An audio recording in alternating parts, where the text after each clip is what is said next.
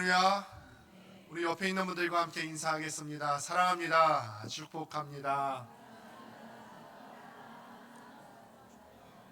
사랑합니다. 축복합니다. 원래 인사로 돌아왔는데요. 우리가 정말 사랑하고 축복하는 것이 우리 교회에 가득 넘칠 수 있게 되기를 간절히 소망합니다.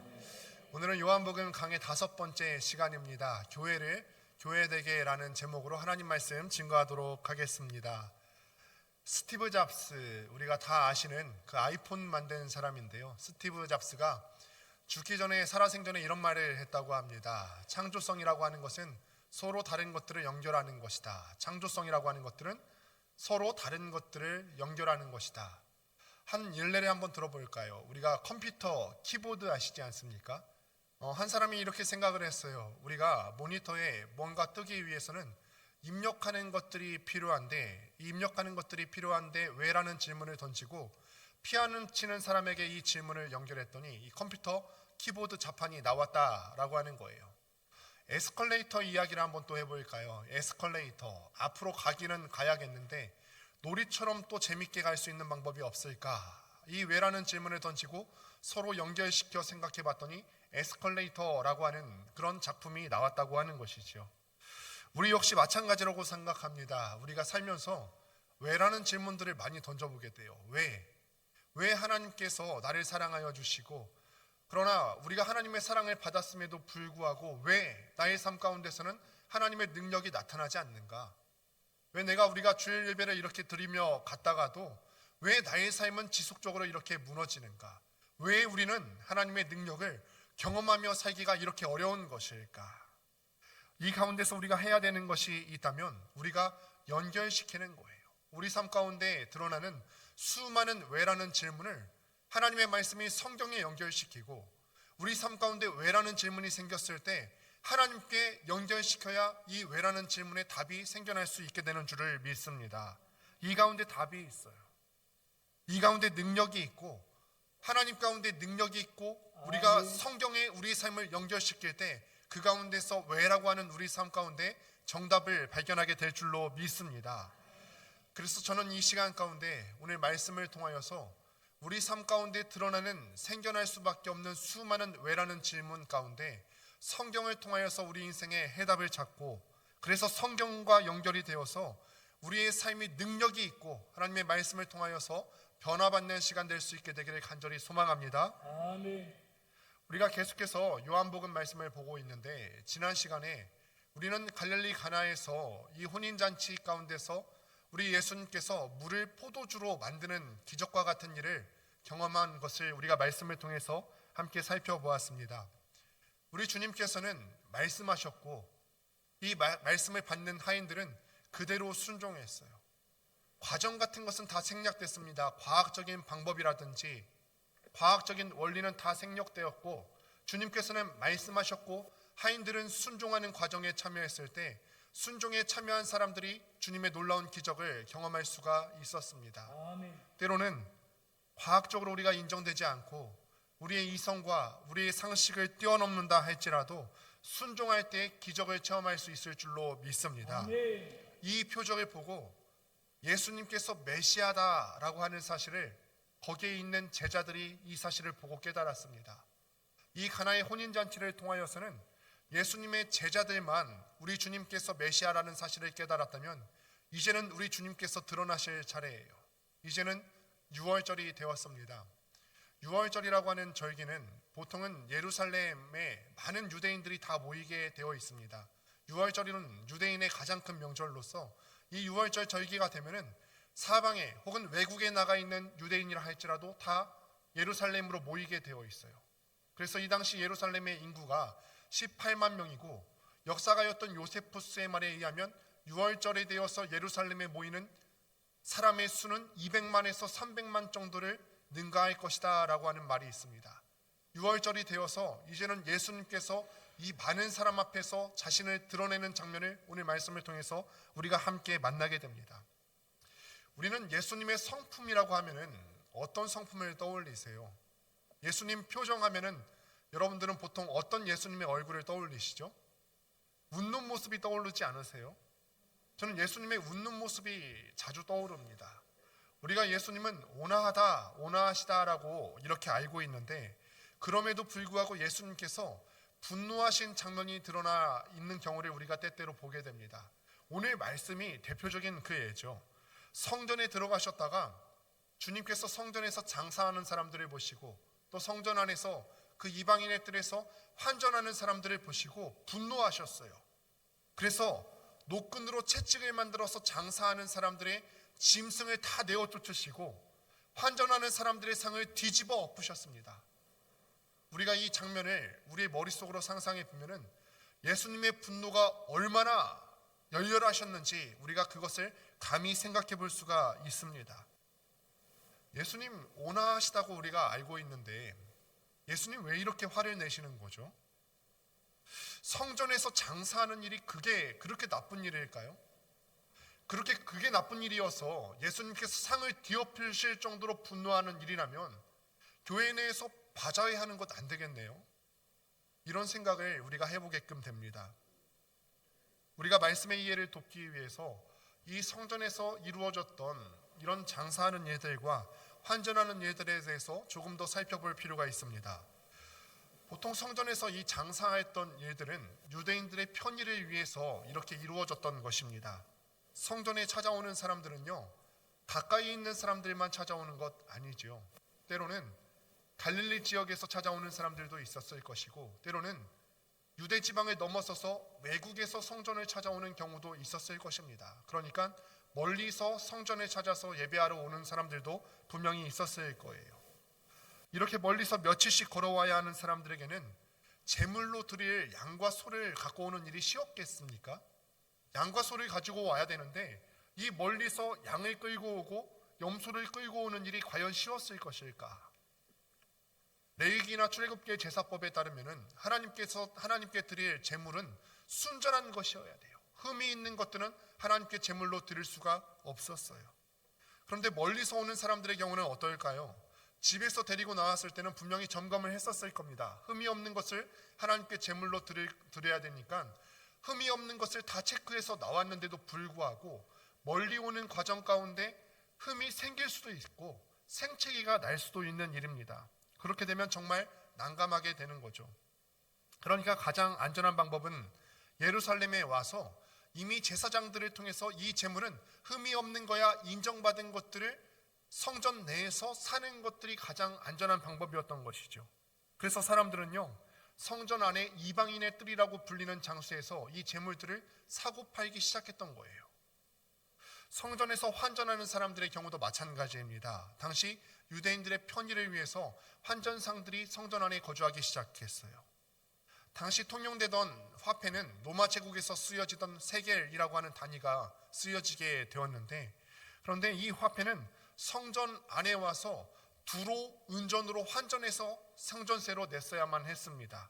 어떤 사람들은 그 이유에 대해서 두로 은전이 은 함량이 더 높았기 때문에 하나님 앞에 순전한 것을 드려야 되는 유대인들 입장에서는 더 적합한 것이었겠다. 어떤 사람은 또 말하기를 로마의 동전에는 로마 황제의 형상이 들어가 있기 때문에 우상 숭배를 금기시하는 유대인들에게는 적합치 않다. 그래서 아무런 형상이 들어가 있지 않은 두로의 은전으로 환전해서 내는 것이 유대인들에게는 더 나았을 것이다. 이렇게 여러 가지 이유를 말합니다. 나름 장사꾼들이 좀 타당해 보이죠.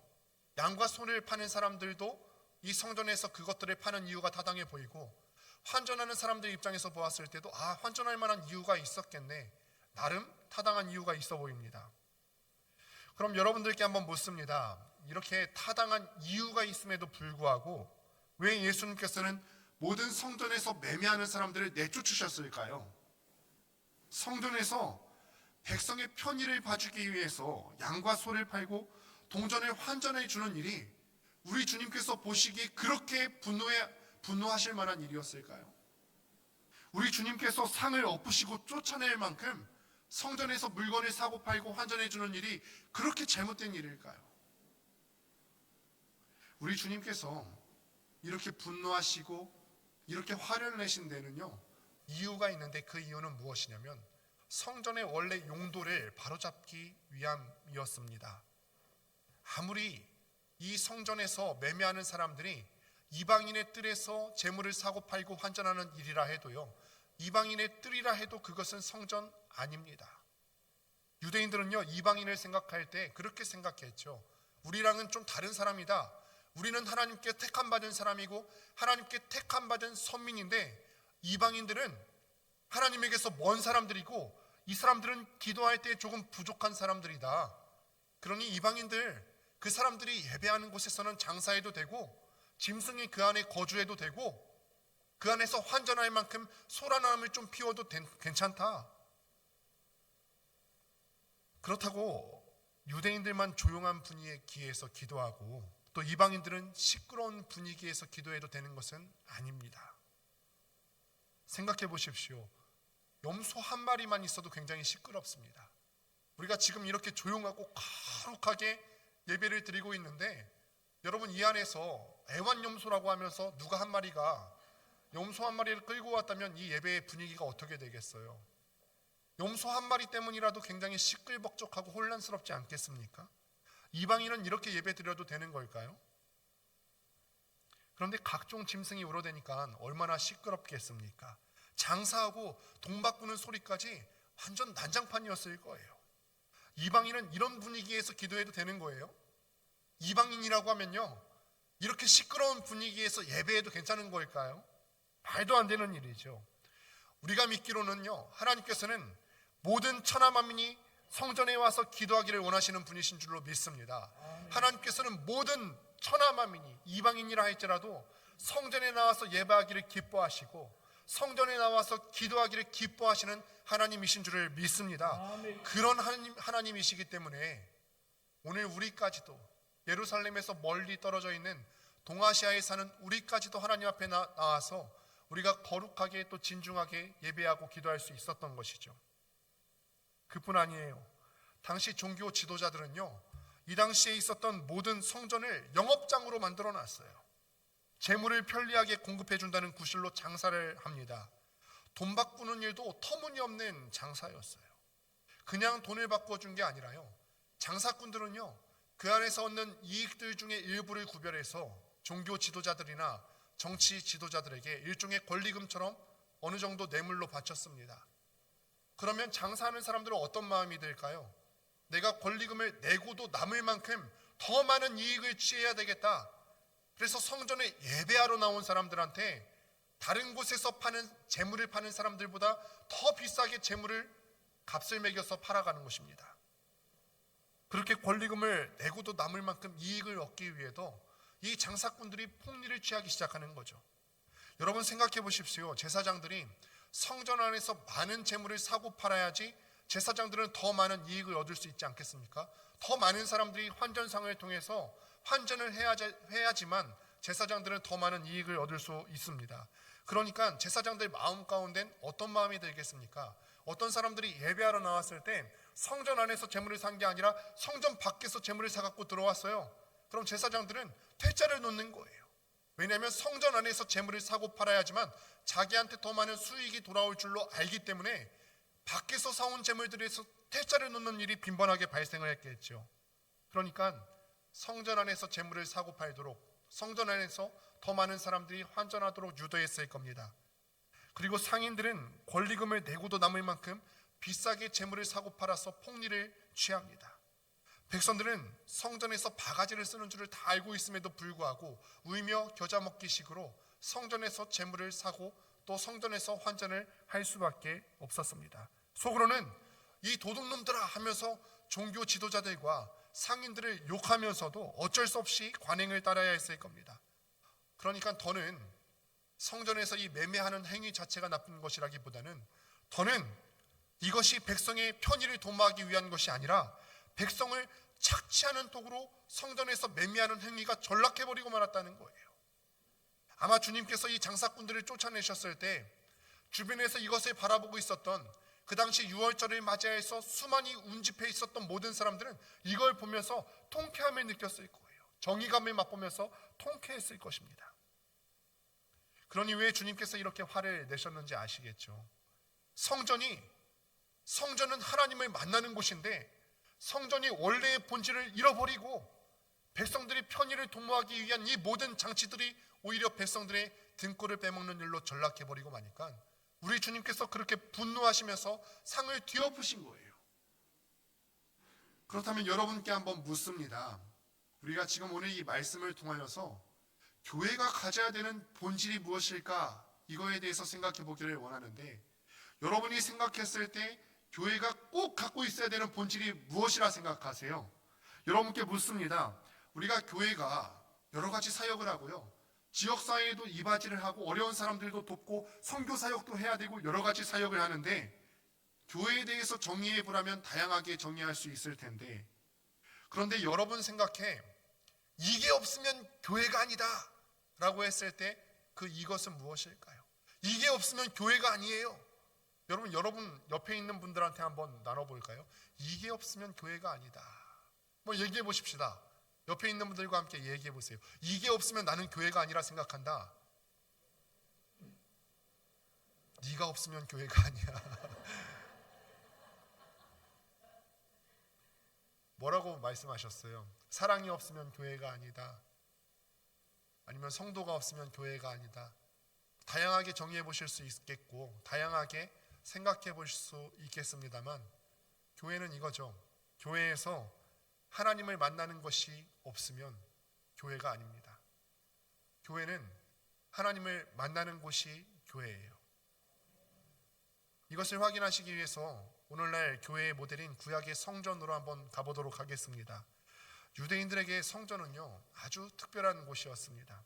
성전은 왜 유대인들에게 특별했냐면, 성전을 통해서 이스라엘 사람들이 하나님께서 우리와 함께 하시는구나, 우리와 함께 하셔서 우리에게 능력을 더하여 주시고 우리가 이 세상에서 살아갈 힘을 주시고 우리와 동행하시는구나, 이것을 확인할 수 있는 장소가 성전이었기 때문에 성전은 유대인들에게 특별한 의미를 가진 곳이었어요. 처음 이스라엘 사람들이요, 애굽에서 종로를 타다가 출애굽했을 때 광야 생활을 몇 년 동안 했죠? 40년 동안 했어요. 40년. 말이 광야에서 40년 동안 생활하는 것이죠. 광야가 얼마나 혹독한 곳인 줄 아십니까? 낮에는 한낮의 기온이 40도를 웃돌고 밤이 되면 영하의 기온으로 떨어지는 그 극심한 일교차를 보이는 것이 광야의 생활입니다. 아무것도 없는 광야에서 이스라엘 사람들이 얼마나 두려웠겠습니까? 그러니 이스라엘 사람들은요, 하나님께서 그들을 지켜주시고 하나님께서 그들을 보호해 주신다고 말씀을 하셨는데, 그 말씀을 그들의 눈으로 확인시켜 줄 만한 가시적인 무엇인가가 반드시 필요했어요. 그때 이 모든 이스라엘 사람들이 보여주기 위해서 필요한 것이 성막이었던 것이죠. 우리 말씀을 한번, 그림을 한번 확인해 보도록 할까요? 당시 이스라엘의 짐 배치도가 이렇게 되어 있었습니다. 이스라엘 사람들이 광야에서 멈춰서 머무를 때나 행군할 때는 항상 이렇게 짐 배치를 해서 멈춰서서 진영을 위치하고 또 행군하고 나아갔어요. 하나님께서는요, 광야에서 진을 칠 때나 행진할 때 성막이 가운데에 있고서 성막의 중심으로 동서남북의 지파들이 위치할 수 있도록 그렇게 진영 배치를 했습니다. 그리고 이 그림을 보시면은 동서남북으로 지파가 위치해 있는데, 이스라엘 사람들의 모든 사람들이 거하는 텐트의 문은 어디를 향하게 되어 있었냐면 성막을 향하도록 텐트의 문이 위치해 있도록 그렇게 설치를 했습니다. 여러분, 이 성막 위에는요, 하나님께서 함께 하신다, 하나님께서 우리와 동행하고 계신다, 이것을 상징할 만한 것들이 그 위에 떠올라 있었는데, 광야 시간 가운데서 끊이지 않고 이것들이 있었는데 성막 위에 무엇이 있었습니까? 구름 기둥과 불 기둥이 위치해 있었죠. 성막을 중심으로 사방에 이스라엘 지파가 위치해 있었기 때문에 이스라엘의 모든 사람들은요, 진영 어느 곳에서도 성막 위에 위치해 있었던 불기둥과 구름기둥을 볼 수가 있었을 거예요. 낮에는 광야의 뜨거운 햇볕을 가려줄 구름기둥을 이스라엘 사람들이 볼 수가 있었고, 그것을 보면서 하나님께서 이 광야의 뜨거운 햇빛으로 하여금 우리를 보호해 주시고 우리와 함께 하시는구나, 구름기둥을 보면서 이것을 날마다 생각했을 것이고, 밤에는 동서남북 어디에서든 그 불기둥을 보면서 하나님께서 우리를 이렇게 보호해 주시고 계시는구나, 어디서든 이것을 보면서 하나님의 임재를 느끼고 경험했을 것입니다. 그리고 이 성막 위에 있는 구름 기둥과 불 기둥이 멈추면 이스라엘도 멈추고, 이동하면 함께 이동하면서 하나님이 늘 그들과 함께하고 계신다는 것을 눈으로 보고 알았고 몸으로 느끼면서 체험하고 알았다는 것입니다. 그러니까 성막은 이스라엘 사람들에게 그런 의미였죠. 하나님께서 우리와 함께 하시는구나. 내가 이것을 눈으로 보고 하나님의 도우심을 내 몸으로 체험하고 깨닫는 거예요. 그러다 그들이 가나안에 정착하면서 솔로몬이 드디어 성전을 완공하고 하나님께 봉헌하면서 기도를 올려드립니다. 열왕기사 8장을 보면은 솔로몬이 성전을 다 완공하고 나서 하나님 앞에 성전 봉헌 기도를 올려드리는 기도의 제목이 나오는데 이런 기도가 나오게 됩니다. 제가 축약하면은 열왕기상 8장의 기도의 내용을 축약하면 이렇습니다. 하나님, 우리가 지금 이렇게 완공해서 이 전을 올려드리는데 하나님은 너무나 크신 분이어서 이 전에 제한된 분이 아니시라는 사실은 우리가 알고 있습니다. 그러나 하나님, 우리가 이 전에서 기도할 때, 이 전에 나와서 우리가 회개할 때는요, 하나님 우리의 죄를 용서해 주세요. 혹여나 우리가 하나님 앞에 죄를 지어서 적국 앞에 패하거나 끌려갔을 때, 그럴 때 우리의 마음을 뉘우쳐서 하나님 이 전에 나와서 기도하면 우리를 회복시켜 주세요. 하나님, 우리가 하나님 앞에 잘못해서 이 나라 가운데 비가 없고 기근이 오면은 그것을 우리가 깨닫고 이 전에 나와서 기도하면 우리에게 비를 내려주세요. 하나님, 우리가 잘못했을 때, 그래서 이 땅에 전염병이나 기근이 있을 때 이것을 깨닫고 이 전에 나와서 기도하면 하나님, 이 전염병이 해결되게 하시고 이 기근이 물러나게 해주세요. 이 전에 나와서 기도하면 그런 역사가 있게 해주세요. 솔로몬이 성전 봉헌 기도를 올려드릴 때 이런 내용을 담아서 하나님께 기도의 내용을 올려드립니다. 심지어 41절을 보면요, 이 성전에 나와서 기도하는 대상은 유대인들 뿐만이 아니라 이방인이 나와서 그렇게 기도한다 할지라도 하나님, 이방인들 앞에서도 하나님이 하나님 되심을 보여주기 위해서 그 기도의 제목을 들어주세요. 이렇게 기도를 올려드립니다. 그리고 솔로몬 봉헌 기도의 마침표가 바로 이것인데 열왕기사 8장 57절 말씀을 같이 한번 보도록 하겠습니다. 함께 읽습니다. 시작. 우리 하나님 여호와께서 우리 조상들과 함께 계시던 것 같이 우리와 함께 계시옵고. 아멘. 우리와 함께 계시옵고. 성막, 성전은요, 이스라엘 사람들에게 이런 의미죠. 그냥 어떤 단순하게 종교적인 구조물로서 있는 것이 아니라 성막은, 성전은 이스라엘 사람들이 늘 하나님께서 우리와 함께 하신다, 이것을 깨닫게 하는 자리였고 장소였어요. 하나님이 그들을 지키시고 하나님이 그들을 구원하신다는 증거이자 확신의 장소가 바로 성막이고 성전이었다는 거예요. 그런데 19절에 보니까 우리 주님께서 놀라운 말씀을 하시는데 같이 한번 보시도록 하겠습니다. 함께 읽습니다. 시작. 예수께서 대답하여 이르시되 너희가 이 성전을 헐라 내가 사흘 동안에 일으키리라. 아멘. 요즘 젊은 세대들 쓰는 말로는 갑분싸라고 하십니까? 갑분싸? 갑자기 분위기가 싸해지는 거죠. 가끔 보면요, 예수님 참 눈치가 없으시다. 예수님께서 왜 이런 말씀하시는 거죠? 성전이 유대인들에게 이런 의미를 갖고 있어요. 하나님을 만나는 자리고요, 성막은 하나님께서 우리와 함께 하시고 동행하신다는 그 증거이자 확신의 자리인데 그 성전을 헐다니요. 우리 예수님 그렇게 눈치가 없으신 분이실까요? 성막이 유대인들에게 어떤 의미인지 알면서 이런 말씀을 하시다니요. 우리 예수님께서 그렇게 눈치가 없으셔서 이 말씀을 하시는 걸까요? 그래서 20절 말씀을 보니까 유대인들이 이렇게 말합니다. 아니, 이 성전은요, 지금까지요 46년 동안 건축해 왔고 앞으로도 지어져 가는 동안인데 이 성전을 헐고 3일 만에 다시 일으킨다고요? 그게 말이 되는 소리입니까? 여러분, 이것을 이해하기 위해서 당시 성전에 대한 이해가 필요한데 지금 46년 동안 지어지고 있었던 그 성전은 솔로몬이 처음 올려드렸을 때 그 1세대 성전이 아니에요.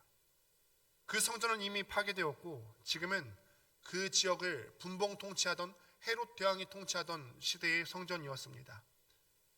헤롯 대왕은요, 출신이 어디 출신이었냐면 순종 유대인 출신이 아니라 이두메라고 하는 지역의 출신인데 이두메는 에돔 출신이라는 뜻이에요. 에돔 출신. 그러니까 헤롯 대왕이 이방 출신이다 보니까 유대인들 중에서는 속으로 그런 말들을 많이 했겠죠. 아, 이방 출신이 유대인들인 우리를 통치한다고? 이게 말이 되는 소리인가? 그러니 헤롯 대왕은요, 이방 출신인 자기의 어떤 혈통을 덮기 위해서 또 이방 유대인들의 환심을 사기 위해서 대규모 건축 사업을 진행하게 되는데 그 중에 하나가 가이사랴 항구 도시를 건설하는 거였고 또 하나가 예루살렘 성전을 건축하는 중이었어요.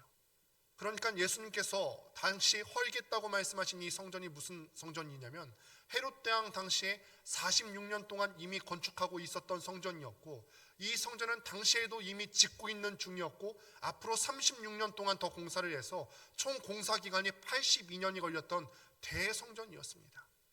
그러니 유대인들이요, 이 성전에 대한 자부심이 얼마나 있었겠습니까? 야, 이렇게 대규모 성전이 있었고 특별히 유월절 기간에 맞이하여서 온 이방에 있었던 유대인들까지 다 와서 이 성전을 보고 있고 이방인들도 이 성전을 바라보면서 대단하다 대단하다 칭송하고 있는데 내가 듣도 보도 못한 그 예수라는 사람이 와서 이 성전을 헌다고? 이 성전을 무너뜨리고 3일 만에 다시 일으킨다고 하니까 아무도 이해 못하는 것이 당연하죠. 제자들도 이 예수님의 이 말을 처음 들었을 때는 무슨 말인지 이해를 할 수가 없었습니다. 22절을 보니까 이 본문을 기록한 요한도 부활하신 후에야 깨달았다 이렇게 그래요. 그러나 성경은요, 예수님께서 왜 그 말씀을 하시는지 증언하는데 21절 말씀을 보니까 그러나 예수는 성전된 자기 육체를 가리켜 말씀하신 것이라. 예수께서 헐고 다시 세우시겠다고 말씀하신 성전은 예수님 당신의 육체예요. 방금 성전이 어떤 의미라고 했죠? 성전이 어떤 의미라고 했죠? 교회는 이거 없으면 안 된다고 했는데 성전은 이게 없으면 안 된다고 했는데 성전은 뭐 하는 장소라고요? 하나님께서 우리와 함께 하시고 우리가 하나님을 만나는 장소이고 우리가 하나님을 만나서 하나님의 능력을 힘입는 장소가 성전이고 성막이고 교회예요. 그런데 하나님께서 이스라엘 사람들에게 오셔서 함께 하시고 돕는 곳이 성전인데 오늘 말씀은 예수님께서 바로 그 성전이다라고 말씀하시는 거예요. 이제는 건물이나 성막이 성전이 아니라 이제는 예수님을 믿고 마음에 모셔드리는 너희 자체가 성전이 될 것이고 아멘. 장소에 제한되지 않고 예수님을 믿는 그 사람이라면 어디에 있든지 하나님을 만나는 사람이 될 것이다. 아멘. 어디에 있든지 하나님의 능력을 체험하며 살 수 있게 될 것이다. 우리 주님께서 이 땅에 오신 목적이 바로 그겁니다. 아멘. 함께 해주시기 위해서 우리와 함께 하셔서 언제 어디서나 예수를 믿는 사람이라면 하나님의 능력을 힘입어 살 수 있게끔 그 능력을 주시고 돕기 위해서 이 땅에 오셨어요. 아멘. 마태복음 1장 23절에 이렇게 기록합니다. 같이 한번 읽어보도록 하겠습니다. 마태복음 1장 23절 시작. 보라, 처녀가 잉태하여 아들을 낳을 것이요 그의 이름은 임마누엘이라 하리라 하셨. 이를 번역한즉 하나님이 우리와 함께 계시다 함이라. 아멘. 예수님의 다른 이름이 뭐라고요? 임마누엘이다. 임마누엘의 뜻은 하나님께서 우리와 함께 계신다. 이전에는 하나님께서 임재하셔서 백성들이 하나님을 만나는 자리가 성막, 그 안에서도 특별히 지성소 안에 있었던 언약궤였습니다. 그런데 이 지성소에는 모든 사람들이 다 들어갈 수 있었던 것은 아니었고 대제사장만이 들어갈 수 있었고 대제사장이라고 할지라도 아무 때나 들어갈 수 있었던 것 아니고 1년에 한 번 7월 17일에 대속죄일에 대제사장이 한 번 들어갈 수 있었어요. 그런데 하나님께서요, 우리를 너무 사랑하세요. 한 명 한 명을 다 만나고 싶어 하시고 어느 때고 만나고 싶어 하셔서 직접 육신의 몸을 입고 이 땅에 오셨죠. 그래서 그분의 이름이 임마누엘, 함께 하시는 하나님이신 줄을 믿습니다. 아멘. 내가 너희와 함께 하고 싶어서 이 땅에 왔단다. 아멘. 내가 너희와 늘 함께 하고 싶어서 이 땅에 육신의 몸을 입고 이 땅에 왔단다. 아멘. 이제는 성막에서만 나를 만날 수 있는 거 아니고 성전에서만 나를 만날 수 있는 거 아니고 나를 믿는 사람과 언제 어디서나 나와 함께 할 거란다. 아멘. 이제 어느 곳이든 성전이 될 수 있단다. 아멘. 우리 주님께서 우리에게 이 말씀을 하기를 원하시죠. 하나님이 우리를 지키시고 우리의 기도를 들으시고 우리와 동행하시는 것은 이제 성전이라고 하는 어떤 눈에 보이는 건축물이나 구조물이 아니라 예수님을 통해서인 줄로 믿습니다. 아멘. 교회의 당 중요합니다. 그러나 교회의 당이 성전의 완성이 아니라 예수님이 성전의 완성인 줄로 믿습니다. 아멘. 하나님은 여기 이 교회당이라고 하는 제한된 건축물에 계신 것이 아니라 예수님을 믿고 예수님과 연합된 하나님 사람들 안에 계시는 줄로 믿습니다. 물론 교회당이 중요해요. 왜냐하면 예수님을 구주로 고백하는 사람들이 모이기 위해서 유익한 도구를 제공하는 것이 교회당이기 때문에 교회당은 물론 중요한 것이고 필요하면 또 지을 거예요. 또 지을 겁니다. 교회당이 무용하다는 것을 의미하는 것은 아니에요. 그러나 하나님은 이 안에 갇혀 계신 분이 아니시다. 그래서 사도 바울은 고린도전서 6장 19절에서 이렇게 말합니다. 같이 한번 읽습니다. 시작. 성령이 너희 안에 계시면 너희가 하나님의 성전인 줄을 알지 못하느냐. 성령이 너희 안에 계시면 너희가 하나님의 성전인 줄을 알지 못하느냐. 이제는 건물이 아니라 예수님을 마음에 보신 내가 하나님의 성전이라는 것입니다. 그런데 뉘앙스를 한번 보십시오. 방금 보신 고린도전서 6장 19절 말씀을 보면은 바울이 고린도 교회에 보내는 서신인데 꾸짖듯이 말하지 않습니까? 왜 이렇게 꾸짖듯이 말하는 줄 아세요? 그때 고린도 교회에 예수 믿는 사람들 중에서 예수를 믿는다 하는 성도라고 하는 사람들 중에서 거짓된 가르침에 속아서 미혹된 사람들이 많았기 때문에 그렇습니다. 일명 괜찮아 신앙이에요. 내가 예수님을 믿지만 이것도 해도 괜찮아. 이것까지는 해도 괜찮겠지. 그 거짓된 가르침에 속아서 자기 자신을 계속 세상 가운데 한 발 한 발씩 내딛는 사람들이 많았기 때문에 사도 바울이 오늘 말씀을 통해서 꾸짖듯이 얘기하는 거예요. 그래서 사도 바울은요, 자기 자신이 성전이라는 사실을 잊은 채 묵인해왔던 구체적인 죄의 목록들을 그 앞절에서 언급합니다. 고린도전서 6장 9절에서 10절 말씀 다 같이 한번 우리에게 주시는 하나님의 말씀인 줄로 받으시길 바랍니다. 같이 한번 읽습니다. 시작. 불의한 자가 하나님의 나라를 유업으로 받지 못할 줄을 알지 못하느냐. 미혹을 받지 말라. 음행하는 자나 우상 숭배하는 자나 간음하는 자나 탐색하는 자나 남색하는 자나 도적이나 탐욕을 부리는 자나 술 취하는 자나 모욕하는 자나 속여 빼앗는 자들은 하나님의 나라를 유업으로 받지 못하리라. 아멘. 음행하는 자, 우상 숭배하는 자, 우상 숭배는 하나님보다 다른 걸 더 사랑하는 거죠. 우상 숭배하는 자, 간음하는 자, 탐색하는 자, 남색하는 자, 도적, 탐욕, 마음에 욕심 품는 거, 술 취하는 자, 원어 성경에 그대로 해석하면 취하는 게 아니라 don't drink, 마시지 말라, 술 마시는 사람들, 모욕하는 자, 속여 빼앗는 자들은 하나님의 나라를 유업을 받지 못한다. 천국에 못 간다. 앞줄에 언급된 성적인 언급들은 우리가 고개를 끄덕일 만하죠. 그런데 우리가 쉽게 생각해왔던 나머지 부분들에 대해서 우리는 쉽게 생각했지만 성경은 무겁게 우리에 대해서 경고하고 계신 거예요. 너희가 쉽게 생각하는 거 가벼운 거 아니야. 도적질하는 거 그거 가벼운 범죄 아니야. 탐욕 부리는 거 우리가 물질 만능주의 시대에 살아가면서 돈에 욕심 부릴 수도 있지. 높은 자리에 올라가는 거 우리가 욕심 부릴 수 있지. 탐욕 부리는 거 그렇게 가벼운 문제 아니야.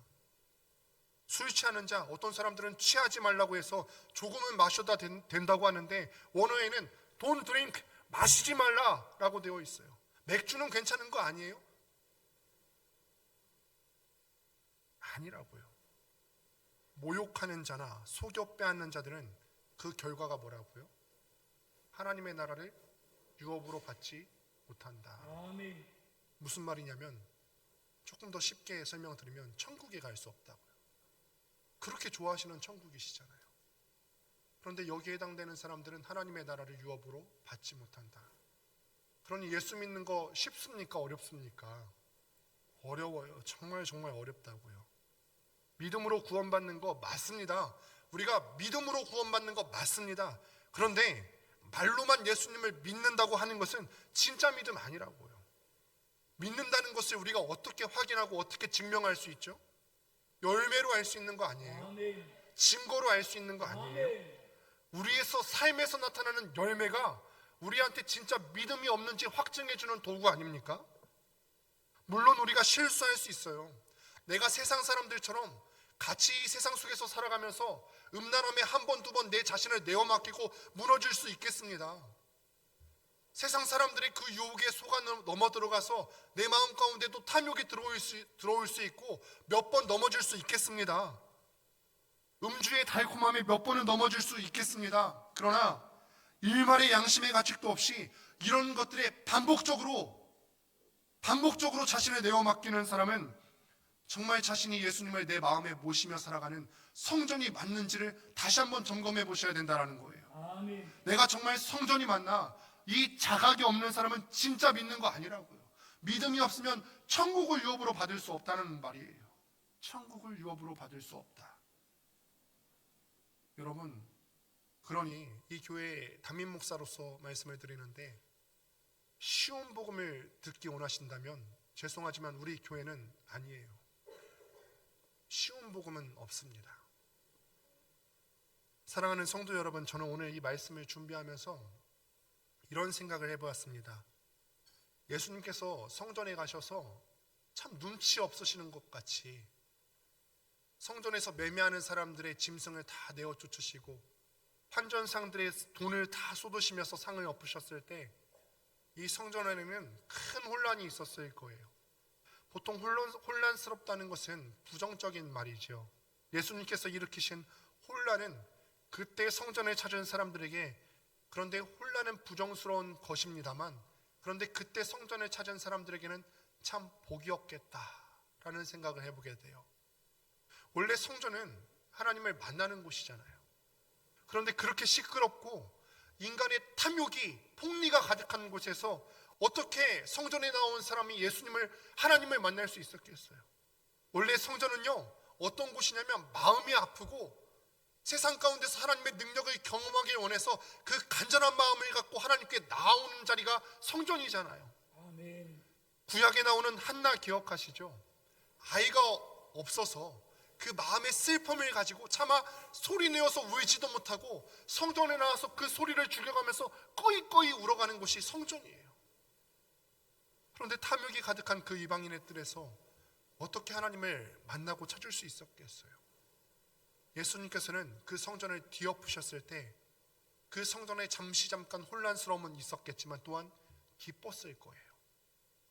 저는 오늘 우리의 마음도 우리 주님께서 엎어주시기를 간절히 소망합니다. 아멘. 우리 주님께서 오늘 우리 마음 가운데 찾아오셔서 우리의 마음에 여러 가지 잡다한 상들을 엎어주시기를 바랍니다. 아멘. 우리의 마음에는 알게 모르게 우리가 성전이라고 하면 하나님을 만나는 자리가 되어야 되고, 성전은 우리의 마음이고 우리의 몸이라고 했는데, 예수님을 모신 우리의 마음이라고 했는데, 우리 마음의 성전에는 온갖 탐욕스러운 것들이 너무 가득합니다. 우리가 아는 것들도 있고 우리가 모르는 것들도 때때로 우리가 하나님을 만나는데 방해물들이 됩니다. 하나님을 만나는데 방해되는 이 모든 것들을 우리 주님께서 이 시간에 찾아오셔서 뒤엎어 주시기를 소망합니다. 이전에 우리 선배들은요, 하나님 만나기를 간절히 소망했어요. 사진 하나 보실까요? 이전에 우리 선배들은요, 돈도 없고요, 가난하고 힘도 없고, 아이 키우느냐고 시간과 상황이 안 된다고요. 그런데 아이 들쳐업고라도 하나님 만나기를 원해서 이렇게 나와서 하나님 앞에 기도하며 하나님을 찾았어요. 가난했던 시절에도 아이 들쳐업고 나와서 간절히 하나님을 만났어요. 돈이 없다고 해도 하나님을 만나는데 전혀 문제가 없었어요. 오히려 모든 것이 풍요로워진 지금이 하나님을 만나기가 더 어려워졌어요.